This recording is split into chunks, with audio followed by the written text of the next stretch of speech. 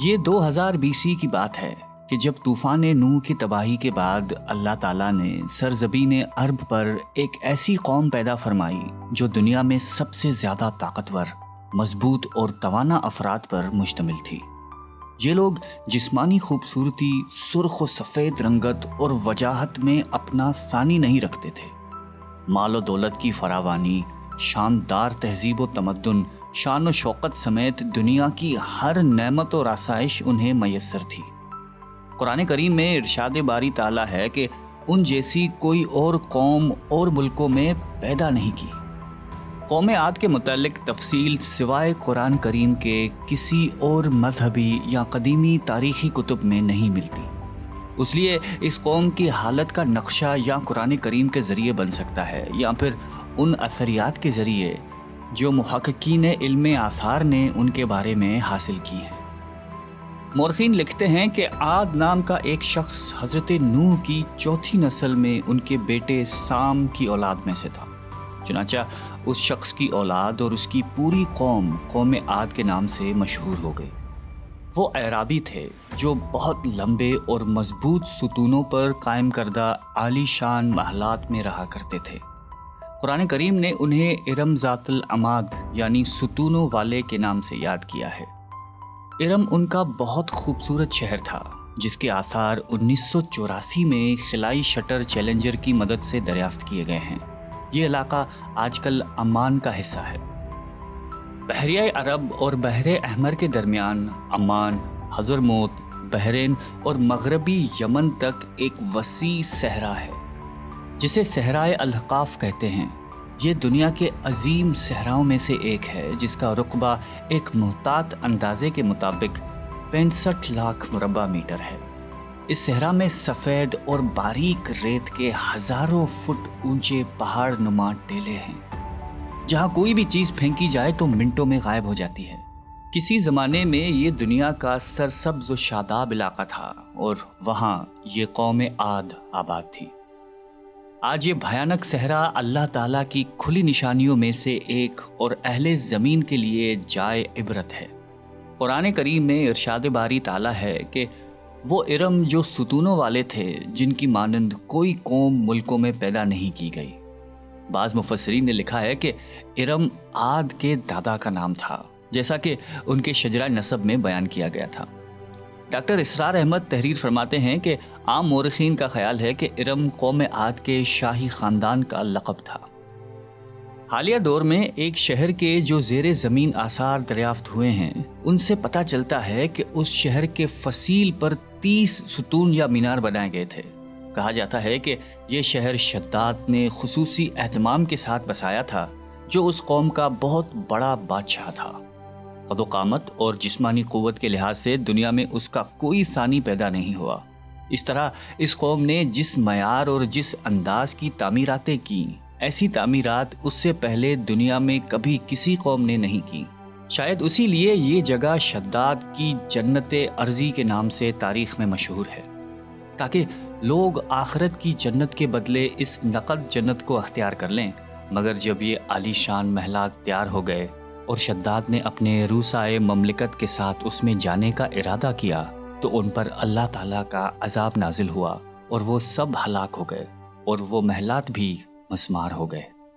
اس اعتبار سے اس آیت میں قوم عاد پر آئی ایک خاص عذاب کا ذکر ہوا ہے جو شداد بن عاد اور اس کی بنائی ہوئی جنت پر نازل ہوا۔ ایک اور روایت کے مطابق عاد کے بیٹے شداد نے جب جنت کے نام اور خصوصیات سے متعلق سنا تو اس نے زمین پر ایسی ہی جنت بنانے کا ارادہ کیا اور عدن کے کسی صحرا میں تعمیرات کا کام شروع کر دیا اور مسلسل 300 برس کی شب و روز کی محنت کے بعد دنیا میں ایک خوبصورت جنت بنا دی جس میں شاندار محلات بھی تھے اور نہریں اور آبشار بھی۔ شداد کی عمر 900 سال ہو چکی تھی۔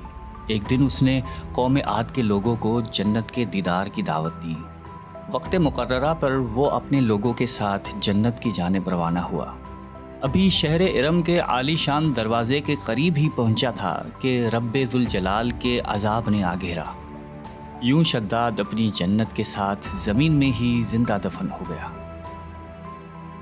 طوفان نوح کے بعد قوم عاد ہی وہ پہلی قوم تھی جو بتوں کے پجاری بنے۔ علامہ جلال الدین سیوطی اپنی تفسیر میں تحریر کرتے ہیں کہ قوم عاد نہایتی زور آور اور بہادر قوم تھی۔ وہ سب بت پرست تھے۔ مختلف کتب میں ان کے بتوں کے مختلف نام بیان کیے گئے ہیں۔ کچھ نے بتوں کے نام صدا، سمود اور ہیرا بتائے ہیں۔ مورخین کی رائے کے مطابق ان کے معبود بھی قوم نوح کی طرح پتھر کے 5 بت یعنی ود، سوا، یغوث، یعوق اور نصر ہی تھے۔ کفر و شرک کے سمندر میں غرق قوم عاد کی بد اعمالیاں جب اپنی انتہا کو پہنچ گئیں تو اللہ تعالیٰ نے انہی کے قوم کے ایک نیک اور صالح بندے کو ان پر پیغمبر بنا کر مبعوث فرمایا۔ حضرت ہود قوم عاد کی سب سے معزز شاخ خلود کے ایک خوبصورت اور وجیح شخص تھے۔ حضرت ہود علیہ السلام نے ان سے کہا کہ بھائیو، ایک اللہ ہی کی عبادت کرو، اس کے سوا کوئی تمہارا معبود نہیں۔ قوم عاد کے سرداروں نے جواب دیا کہ تم ہمیں احمق نظر آتے ہو اور ہماری نظر میں تم جھوٹے ہو۔ حضرت ہود نے کہا کہ میں رب العالمین کا پیغمبر ہوں اور اللہ کا پیغام تم تک پہنچاتا ہوں۔ کہنے لگے تم ہمارے پاس اس لیے آئے ہو کہ ہم اپنے ان معبودوں کو چھوڑ دیں جنہیں ہمارے باپ دادا پوجتے تھے اور صرف ایک اللہ کی عبادت کریں؟ اگر تم سچے ہو تو جس عذاب سے ہمیں ڈراتے ہو وہ لے آؤ۔ حضرت ہود مسلسل 50 برس یا اس سے بھی زیادہ واعظ و نصیحت کرتے رہے۔ کبھی انہیں اللہ کی عطا کردہ نعمتیں یاد دلاتے تو کبھی عذاب الہی سے ڈراتے، کبھی طوفان نوح کی ہولناکیوں کا ذکر فرماتے، لیکن وہ غرور و تکبر میں اندھے اور بہرے بنے رہے۔ انہیں اپنی طاقت پر بڑا گھمنڈ تھا۔ ارشاد باری تعالیٰ ہے کہ قوم عاد ناحق ملک میں غرور کرنے لگی اور کہنے لگی کہ ہم سے بڑھ کر قوت میں کون ہے۔ قوم عاد کے 13 خاندان تھے۔ عمان سے لے کر یمن تک ایک طویل علاقے میں ان کی بستیاں تھیں۔ سرسبز و شاداب کھیت و کھلیان، پھلوں پھولوں سے لدے ہوئے باغات، میٹھے پانی کی بل کھاتی نہریں، خوبصورت آبشاریں اور تندرست و توانا قوی، مضبوط اور قداور جسامتیں، انہی سب نعمتوں نے انہیں شدید گھمنڈ میں مبتلا کر رکھا تھا۔ حضرت ہود علیہ السلام نے اپنی قوم کو راہ راست پر لانے کے لیے بڑی جدوجہد کی، لیکن قوم عاد آپ کو جادوگر اور سحر زدہ شخص خیال کرتے تھے کہ جنہیں ان کے پتھر کے باطل خداؤں نے دیوانہ بنا دیا تھا۔ بالآخر وہ لمحہ بھی آ گیا کہ جب حضرت ہود علیہ السلام نے بارگاہ الہی میں دعا فرمائی کہ اے میرے پروردگار، انہوں نے مجھے جھوٹا کہا ہے، اب تو میری مدد کر۔ فرمایا اے نبی، یہ تھوڑے ہی عرصے میں اپنے کیے پر پچھتانے لگیں گے۔ اللہ تعالیٰ نے اپنے نبی کی دعا قبول فرمائی اور قوم عاد پر عذاب کی ابتدا ہوئی۔ بادلوں کے فرشتے کو حکم ملا کہ اب بارش نہ برسائی جائے۔ چشموں کے فرشتوں کو حکم ملا کہ ان کے چشموں اور آبشاروں کو خشک کر دو۔ دیکھتے ہی دیکھتے شادابی ویرانی میں بدل گئی، مویشی مرنے لگے، پھل اناج ناپید ہو گیا۔ پوری قوم خشک سالی کا شکار ہو کر بدحال و پریشان ہو گئی۔ یہ سلسلہ مسلسل 3 سال چلتا رہا۔ نبی سے قوم کی یہ پریشانی دیکھی نہ جاتی تھی۔ مسلسل واعظ و نصیحت کرتے رہتے اور فرماتے کہ اے میری قوم، اپنے پروردگار سے بخشش مانگو، پھر اس کے آگے توبہ کرو، وہ تم پر آسمان سے مینا برسائے گا اور تمہاری طاقت اور قوت میں اضافہ فرمائے گا۔ کہنے لگے ہود، تم ہمارے پاس کوئی دلیل ظاہر نہیں لائے، ہم صرف تمہارے کہنے سے نہ تو اپنے معبودوں کو چھوڑنے والے ہیں اور نہ تم پر ایمان لانے والے ہیں۔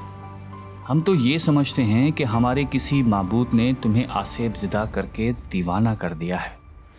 اس زمانے میں یہ دستور تھا کہ قوموں کو جب کوئی مشکل آ گھیرتی تو وہ بیت اللہ شریف جا کر اللہ کے آگے آوازاری کرتے اور ان کی مشکل رفع ہو جاتی۔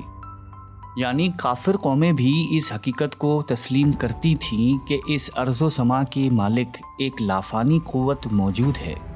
چنانچہ قوم عاد کے 70 سرکردہ افراد مکہ مکرمہ پہنچے، جہاں معاویہ بن بکر کی حکومت تھی۔ معاویہ کی ماں کا تعلق قوم عاد سے تھا۔ معاویہ نے ان کی خوب آؤبھگت کی۔ وہ لوگ 1 ماہ تک وہاں رہے اور بارش کے لیے دعائیں مانگتے رہے۔ دعا کروانے والے سردار کا نام قیل بن عنبر تھا۔ اللہ تعالیٰ نے ان پر 3 رنگوں کے بادل بھیج دیے، سفید، سرخ اور سیاہ۔ پھر آسمان سے ندا آئی کہ ان میں سے ایک کو منتخب کر لو۔ قیل نے سیاہ بادل کو پسند کر لیا کیونکہ وہ خوب بارش برسانے والا تھا۔ پھر ندا آئی کہ تو نے ہلاکت اور تباہی کو پسند کر لیا ہے۔ چنانچہ اللہ تعالیٰ نے سیاہ بادلوں کو قوم عاد کی جانب ہانک دیا، جسے دیکھ کر پوری قوم خوشی کے شادیانے بجانے لگے۔ ارشاد باری تعالیٰ ہے کہ جب انہوں نے اس عذاب کو دیکھا جو بادل کی صورت میں ان کے میدانوں کی طرف آ رہا تھا، تو کہنے لگے یہ تو بادل ہے جو ہم پر برس کر رہے گا۔ تو اللہ تعالیٰ نے فرمایا نہیں، بلکہ یہ وہ چیز ہے جس کے لیے تم جلدی کرتے تھے، یعنی آندھی جس میں درد دینے والا عذاب بھرا ہوا ہے۔ یہ ہر چیز کو اپنے پروردگار کے حکم سے تباہ کیے دیتی ہے۔ گناہگار لوگوں کو ہم اسی طرح سزا دیا کرتے ہیں۔ اللہ تعالیٰ نے یہ عذاب 7 رات اور 8 دنوں تک مسلسل جاری رکھا۔ اس آندھی نے کسی جاندار کو زندہ نہیں چھوڑا۔ غاروں، پہاڑوں، گھروں، محلات اور قلعوں کے اندر سب کو فنا کر ڈالا۔ حضرت ابن عمر رضی اللہ تعالیٰ عنہ سے مروی ہے کہ آپ علیہ السلام نے فرمایا کہ وہ آندھی جس کے ذریعے قوم عاد ہلاک ہو گئی تھی، اللہ تعالیٰ نے ان کے اوپر صرف انگوٹھی جتنی جگہ کی مثل ہوا کھولی تھی۔ اللہ تعالیٰ نے اس خوفناک آندھی سے حضرت ہود علیہ السلام اور ان کے ساتھیوں کو محفوظ رکھا۔ ایک مرتبہ حضرت عائشہ صدیقہ رضی اللہ تعالیٰ عنہا نے آپ علیہ السلام سے دریافت کیا کہ یا رسول اللہ، لوگ تو بادل دیکھ کر خوش ہوتے ہیں کہ اب بارش ہوگی، لیکن آپ کے چہرے مبارک پر تشویش کے آثار نظر آتے ہیں۔ آپ علیہ السلام نے فرمایا کہ عائشہ، اس بات کی کیا ضمانت ہے کہ اس بادل میں عذاب نہیں ہوگا، جبکہ قوم عاد ہوا کے عذاب سے ہلاک کر دی گئی تھی۔ اس قوم نے بھی بادل دیکھ کر کہا تھا کہ یہ بادل ہے جو ہم پر بارش برسائے گا۔ پروردگار عالم نے قرآن کریم میں قوموں کی تباہی کے جو واقعات فرمائے ہیں، ان کا اصل مقصد یہی ہے کہ امت مسلمہ ان سے سبق حاصل کرے۔ اللہ نے قوم عاد کو طاقت و قوت، مال و دولت، شان و شوکت سمیت دنیا کی ہر نعمت عطا فرمائی، لیکن جب اس نے نافرمانی کی اور اپنے نبی کی بات ماننے سے بار بار انکار کیا تو اللہ تعالیٰ نے اسے نیست و نابود کر دیا۔ ہم سب کو بھی انفرادی اور اجتماعی طور پر اپنے روزمرہ کے معاملات کا جائزہ لیتے رہنا چاہیے کہ کہیں ہم جان بوجھ کر یا انجانے میں اللہ اور اس کے نبی علیہ السلام کی نافرمانی کے مرتکب تو نہیں ہو رہے۔ آئیے ہم سب دعا کرتے ہیں کہ اللہ تعالی ہم سب کو قلب سلیم عطا فرمائے اور قرآن اور حدیث پہ چلنے کی توفیق عطا فرمائے۔ آمین۔